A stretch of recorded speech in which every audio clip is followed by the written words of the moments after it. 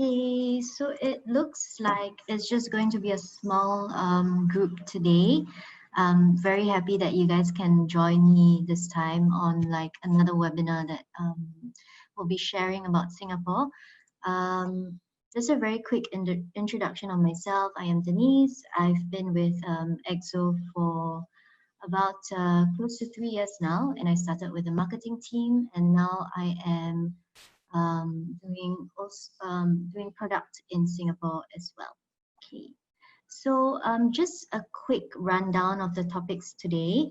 We'll be first talking about the whole food culture and landscape in Singapore, just to give you an idea on what sort of food to expect when you come to Singapore. There would also be sharing on where to eat, what to eat and where, and as well some special festivals and experiences, some exo foodie tours that we sell, and also just at the end some notes on COVID-19 and how dining experiences will change. So where do we start when we, in that sense, talk about food in Singapore? I mean, if you already are familiar with Singapore, we're often sort of referred to as a melting pot of cultures. And the dish that sort of best represents a Singaporean, I would say, would be what we have here called rojak. Rojak is actually a Malay word that directly translates to mix or mixture. But it's also a name of a dish. As you can see in the picture, a very sort of haphazard dish with many ingredients tossed together. And it has come to sort of represent the multi-ethnic character of Singapore due to our long history of migrants who have settled and made Singapore their home over the years. So in itself, the dish is actually a vegetarian dish combining fruits and vegetables that you can find almost anywhere in Singapore, with varied versions throughout the region. So it's sweet, it's savory, it's spicy with a sprinkle of peanuts for the added crunch. So so if we look at rojak, it really represents like a mixture of culture and where like this whole melting pot comes from. And I just want to talk a little bit more on how this melting pot of culture has actually developed over the years in Singapore, and where we got that so-called rojak character by looking at our history of migration, of course. So Singapore's earliest immigrants can date all the way back to 700 years ago. But the popular period where there was a high influx of migrants was actually from the early 19th century. So that was when the modern founder of Singapore, Sir Stamford Raffles, he came and he established Singapore as an international port. So now, because of the strategic location of Singapore, it became a very important pit stop for international trade. So traders, instead of, if you can see, instead of going around the Indian Ocean, they could actually cut through here, and this is where Singapore is located, very tiny, but they could actually cut through here and all the way to the other side of the globe to China.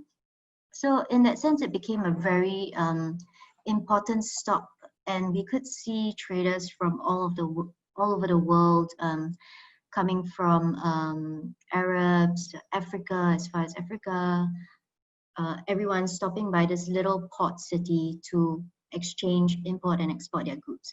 So from the 19th century, the 1800s, there were many immigrants that came from, as you can see in the picture, they came from India, Java, and China. And these migrants have, in that sense, over the years, for political or economic reasons, chose to stay in Singapore and build communities and families since. And thus it kind of created the multi-ethnic landscape that Singapore is known for today. So hence, looking at this whole landscape of multicultural, cuisine has over the years have also evolved with interracial marriages, mixing of cultures, and people of different backgrounds to sort of form a very unique identity to Singapore's cuisine. So for those, sorry, I'll just pause here a moment. For those who have just joined us, no worries if you missed out a little bit of the start. We'll be sharing the presentation and the recording of the session at the end over the next few days, so you can always refer back. Okay. So going back to this whole unique identity of Singapore's cuisine, to give you a very overview of sort of the sort of local food that you find in Singapore, we have Malay food, which is the Malay people in Singapore are actually native to Singapore. So they are indigenous people and they are connected to like the land, and they used to fish for a living and do farming and all of that. Well, while the Chinese and the Indians, if you look at these two groups, they were early immigrants to Singapore. And when we say Chinese, we're looking at the diverse sort of dialects that were available in China, that were there already in China, and as well in India. So in terms of the sort of Chinese people that you can find in Singapore, you have your Cantonese, your Hokkien, your Teochew, and in more modern days, your Sichuan people, as well as other smaller dialect groups like the Hakka people, and so on. And as for, if you look at the Indian community, we have the Tamil, we have the Punjabi people, we have the Malayalis, as well as the Gujaratis, as well as a lot of other minority groups. The Peranakan is a very, very unique culture in Singapore and the Straits of Malaysia. So if we go back to this map here, and if you look at the parts of Malaysia that is by the Straits. So over here, down right here, it's where Penang and Malacca are situated. So when early immigrants came, it was also a sort of stopover as well, and it established communities all over the Straits of Malaysia down to Singapore. So in that sense, that was where the culture of Peranakan or the Straits Chinese was created. And they are usually very, very early on Chinese merchants who married into local Malay families and created a culture of their own in terms of heritage, in terms of food, in terms of dress, and everything that you can think of in a culture sense. And then, of course, we have the Eurasian culture, which is a mix of Western and local cultures, thanks to very early on our colonial masters from the UK who came on and intermarried over the years and stayed on in Singapore well after.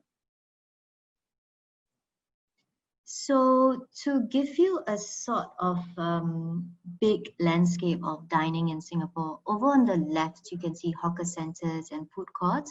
And to the right, it's where fine dining places are at. And whatever you fancy, whatever your guests fancy, there are lots and lots of eating options available.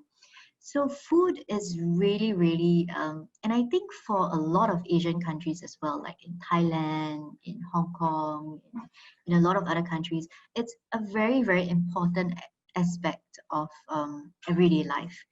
And as you can see, if I can describe to you, a very typical Singaporean has kind of acquired their taste buds according to like what's trendy and what's the most up and coming things to eat, including like high-end restaurants or hawker centers. So we see this and it's very normal to see like long queues at hawker centers and stuff like this. What I really want to say here is that what I really want to point out is to sort of show you the different kinds of scenes or the different kind of settings that your guest can actually experience from a hawker center to a fine dining sort of landscape. So in a hawker center landscape, we think about really street food. And there are over 100 hawker centers in Singapore. It's open air setting, but over the years, there have also been a sort of hybrid version of hawker centers that are available in malls today. So these are in the form of food courts, which are usually air conditioned. And I would say, like in every mall that you walk into, there would definitely be a food court available to dine at. So hawker food is street food. So that's very easy to understand. It's you get to rub shoulders with the locals. If you have the patience to join long queues, you can. That sort of settings. And in terms of restaurants, there are so many different types here. I mean, from bistro cafes to rooftop setting restaurants, and family settings, family friendly settings, and all sorts of things. And then, of course, on the right hand side, there's fine dining, which is, of course, your trendiest places to eat at, and it's where you can find famous chefs. And I've also included, in that sense, a little bit of the price range for each of these categories of places to dine at. Just a quick mention here. The prices that I've sort of included in this includes actually having maybe like an alcoholic drink. And alcohol in Singapore is expensive because of tax. And the Singapore government actually levies an $88 tax per liter of alcohol.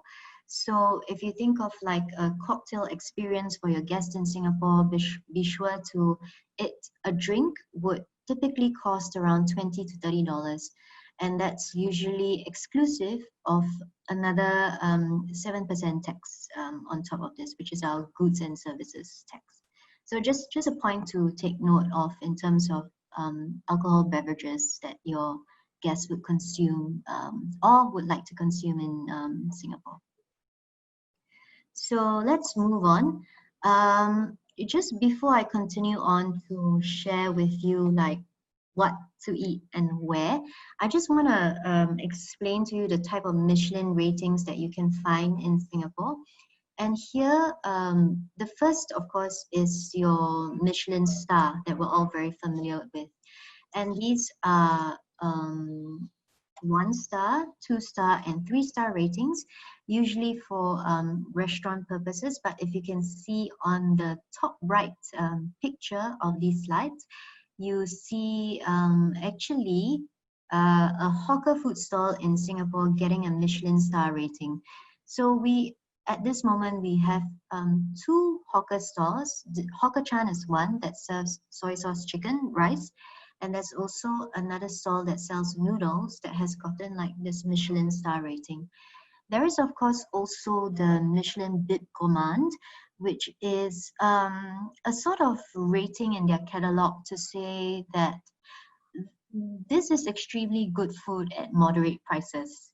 So they must offer menu items priced below a maximum amount, and it's determined by the local economic standards. So as you can see on the bottom left, you see a sort of a noodle dish in Singapore. Kway teow is rice noodles. So you can see beef rice noodles, that's a very local place, having a rating of a Bib Gourmand. And of course, there's also the Michelin plate ratings available. And most of our hawker stalls have actually been recognized to have this Michelin plate rating available.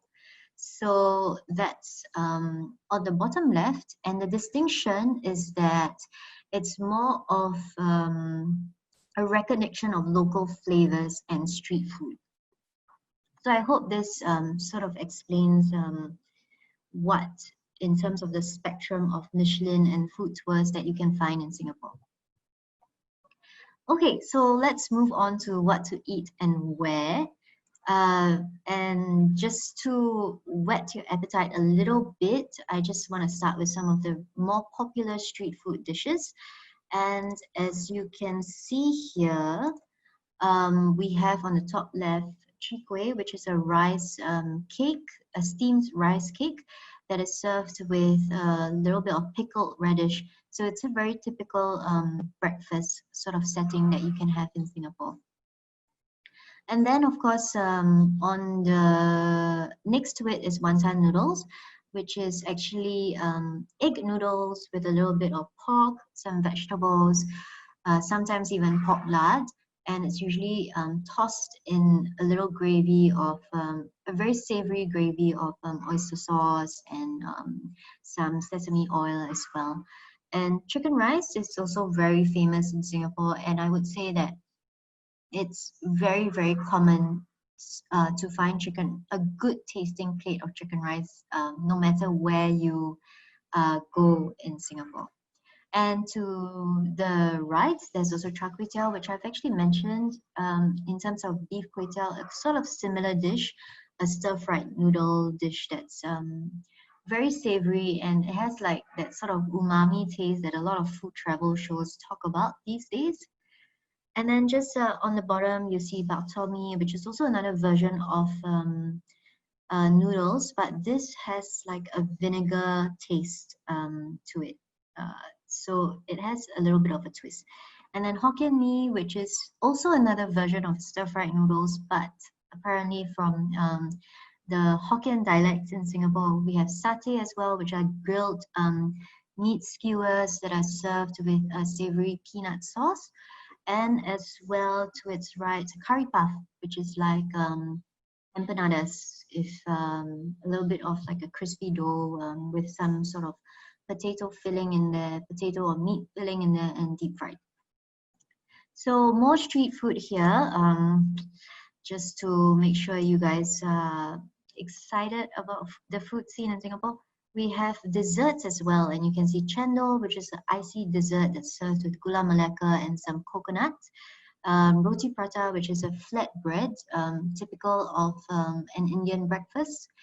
Chili crabs, of course, very famous seafood dish in Singapore.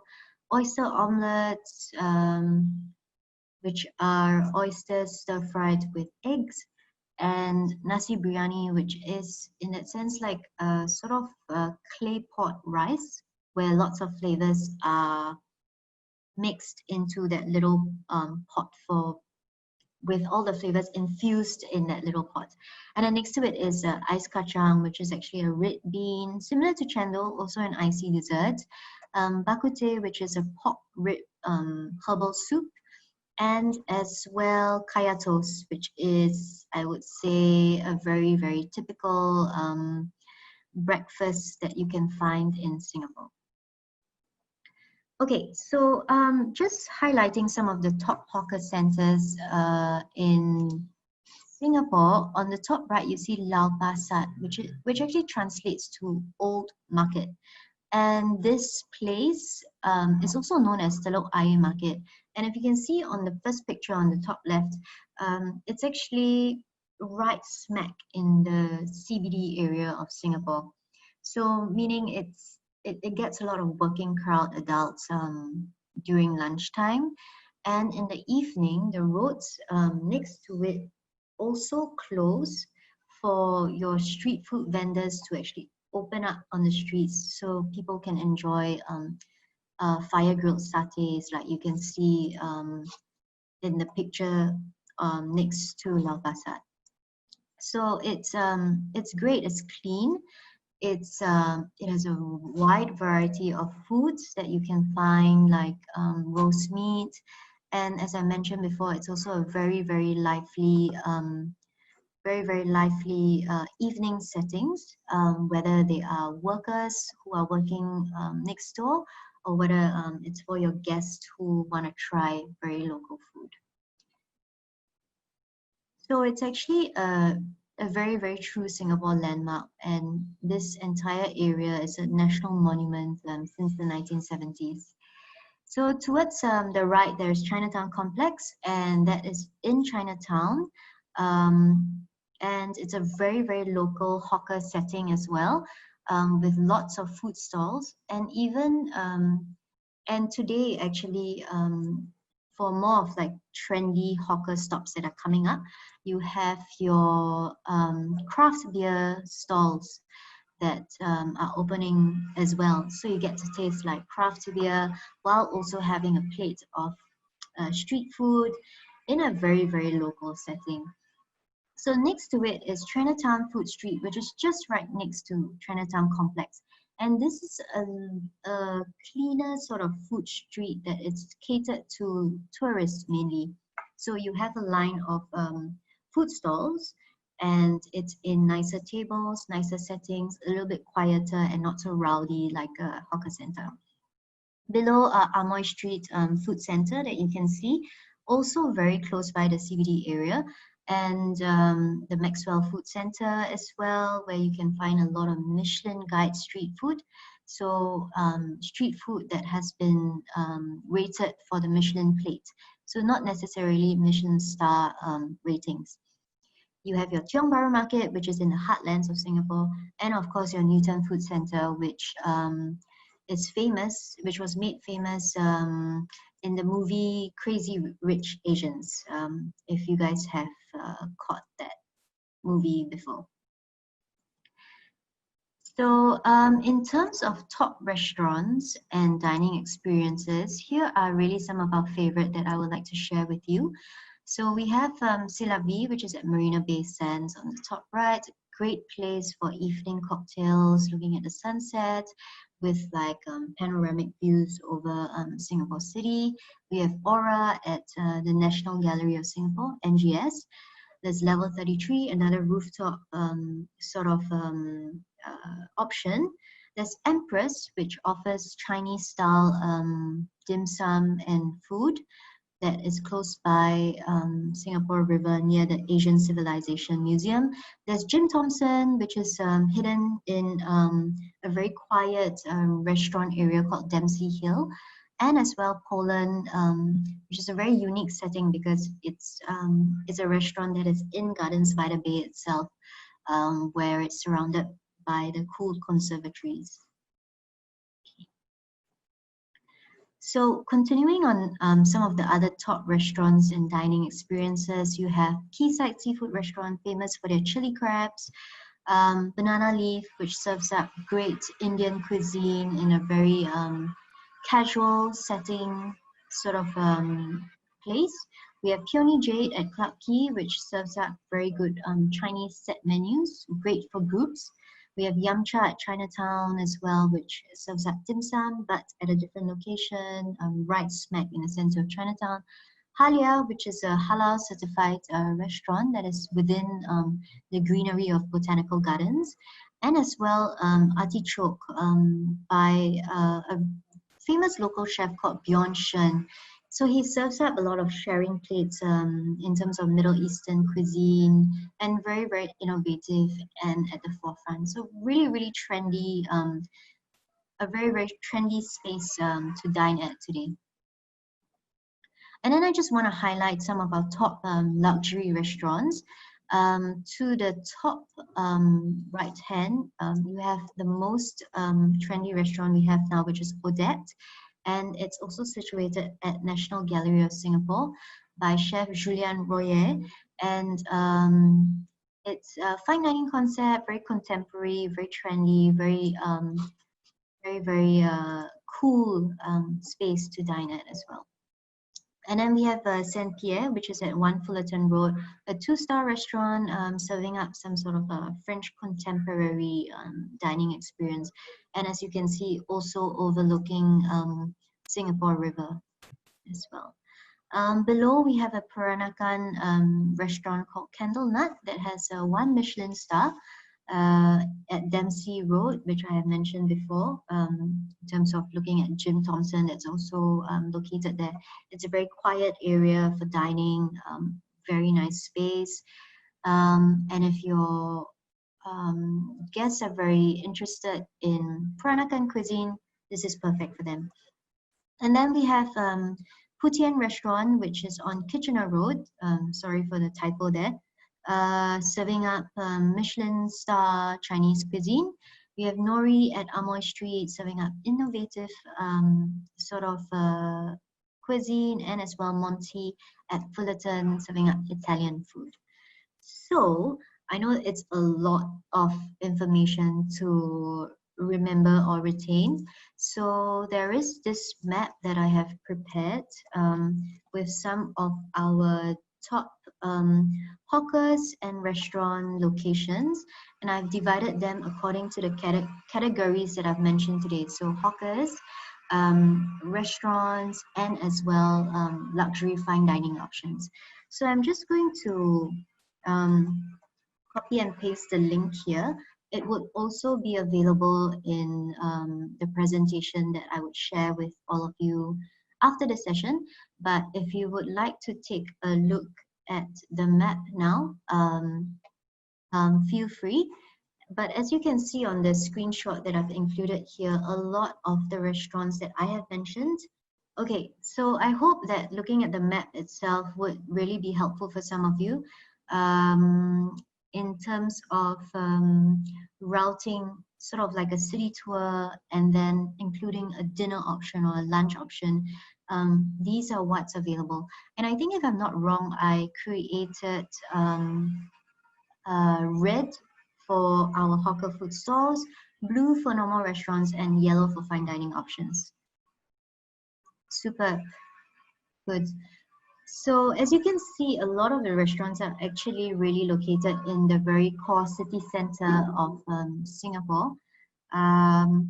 So it's really, really convenient to include a lunch option, for example, or suggest places for your guests who would like to dine at. And at this juncture, I also want to share that we have an EXO restaurant guide that's available on our agent hub, but I will share the link with you a little bit later on in this presentation. Okay, so let's look at special food experiences, and I just want to talk a little bit about food festivals in Singapore. Now, these are usually annual events, and depending on like the time of the year, it would last for like a week or two. And it's where your local producers or artisanal food really come out with like sort of food stands and showcase up and coming trends in like the whole culinary scene, whether it's local or international landscape. So here, if your guests are usually traveling during that time of the year, sort of July or August, it's always good to check with our travel consultants during that time if any special food events are around, because these are great add-ons for like nice evening experiences and tasting really good food at the same time. Now, other sort of fun, more out of the ordinary food experiences, we have urban farming and cooking classes that you can see. Urban farming with a local. On the top left, it's Bollywood veggies. Cooking classes, of course, getting your hands dirty with learning how to cook very traditional recipes. What you see here is actually, on the top right, is actually a dish called kueh dada. And it's very famous in the Peranakan culture that I've mentioned before. And it's a sort of coconut spring roll with a very soft pandan tasting spring roll. And then we also have farm to table workshops where your guests can participate in hands-on farming and as well like cook the food that they harvest at the end of the session and eat it. We also have private dining with local chefs. As you can see, there are a few personalities in Singapore. There's Mami So, there's Indra, and it's great for, I guess, FIT and also small groups, because you get to meet these very animated local characters, learn about all about like their home farms, get to know what they cook, what kind of home cooked food you can experience in Singapore.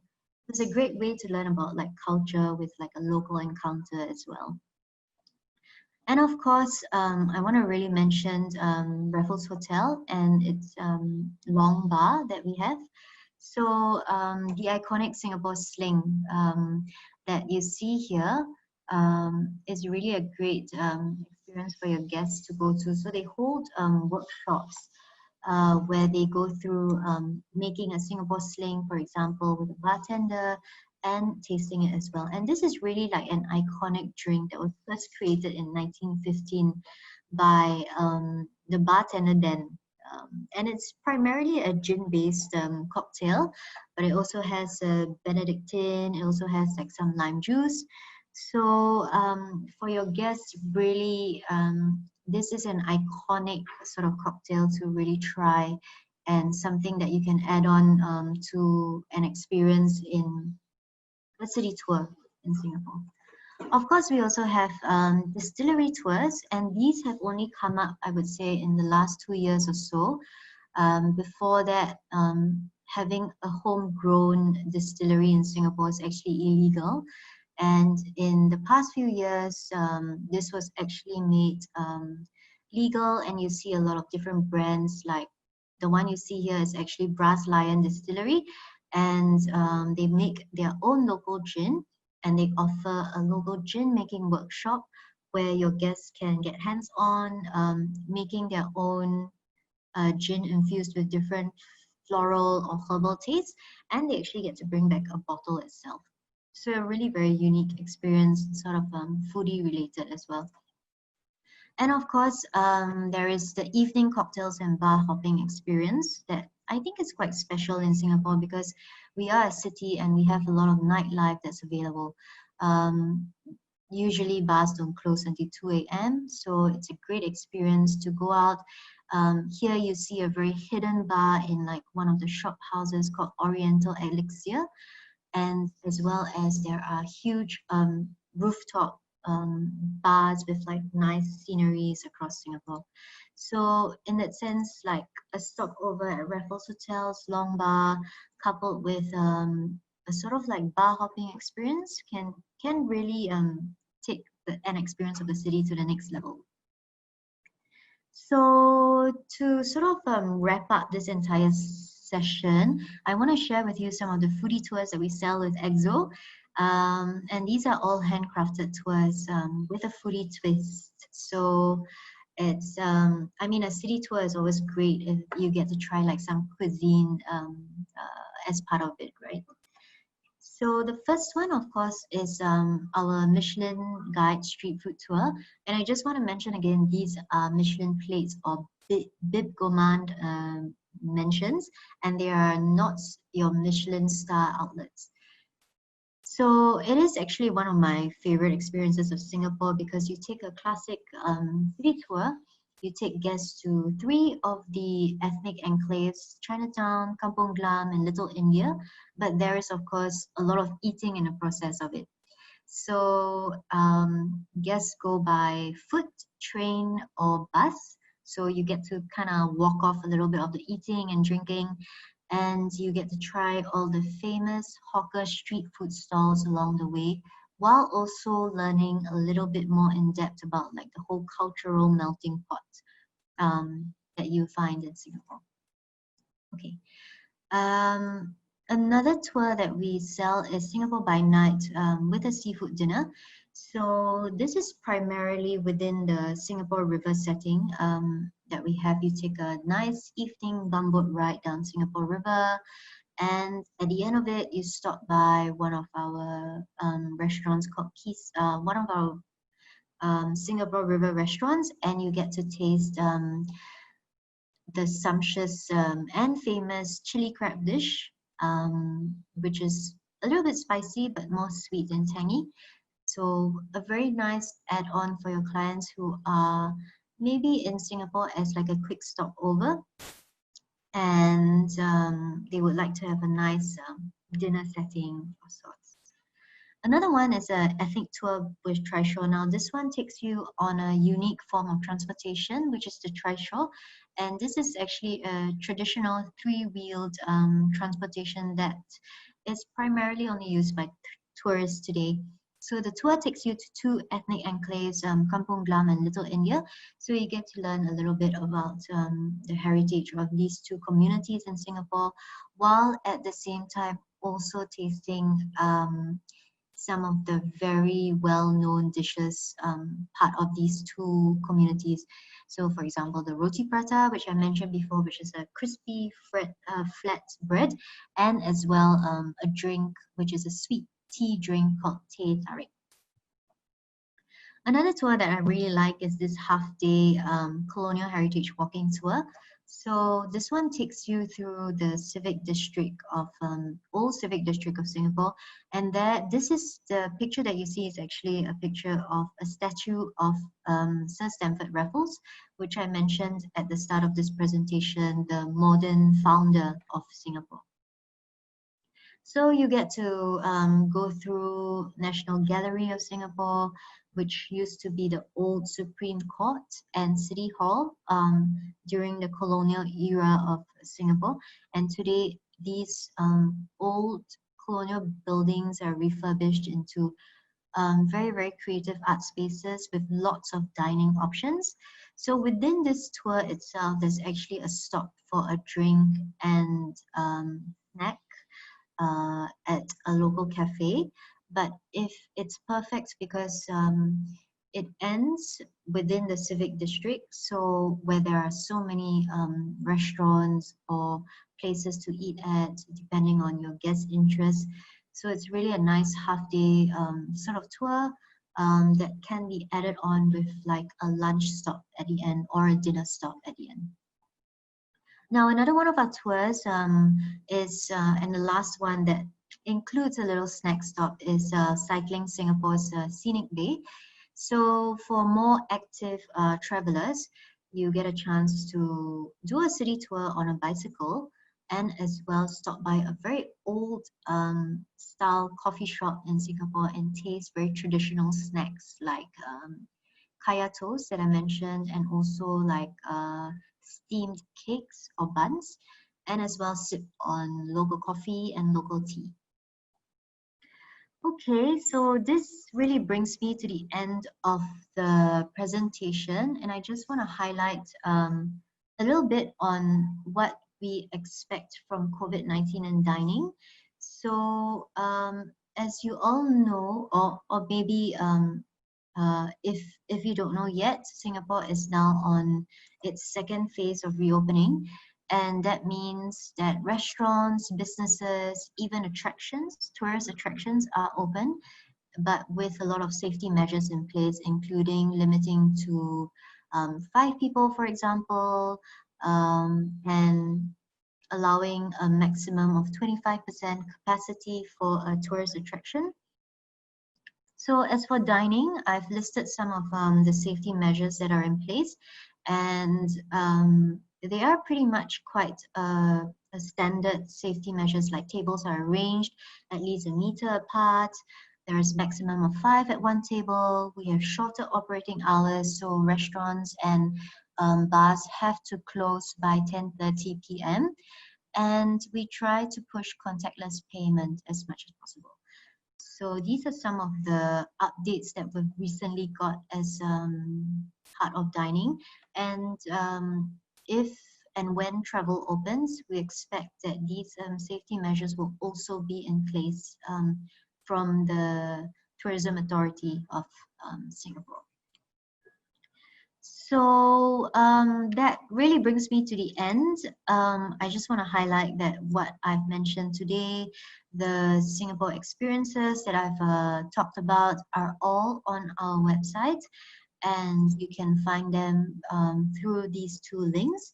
And as well, Travel Trade, all our latest hotel tariffs, for example, our restaurant guide that I mentioned is also on our agent hub, so very easily accessible to the type of cuisine they have and what sort of service standards or the price range and the sort of specialty of that restaurant. And I just want to introduce some of our colleagues from our Singapore office, which I'm sure some of you are a little bit more familiar with. We have Kimo, who takes care of our EXO events, Dina for FITs and groups, our inbound supervisor, Sanda, who actually is here with us today on this call right now. So hi Sanda. and also Jeremiah, who is our travel consultant for the Latin America market, Spanish and Portuguese. Okay, so if there are no more questions at this stage, thank you so much for joining me this evening. Some of you are off to lunch. Hopefully this has gotten you a little bit hungry. So thank you very much, and we will be in touch to send you the presentation and as well the recording of this session. Thank you.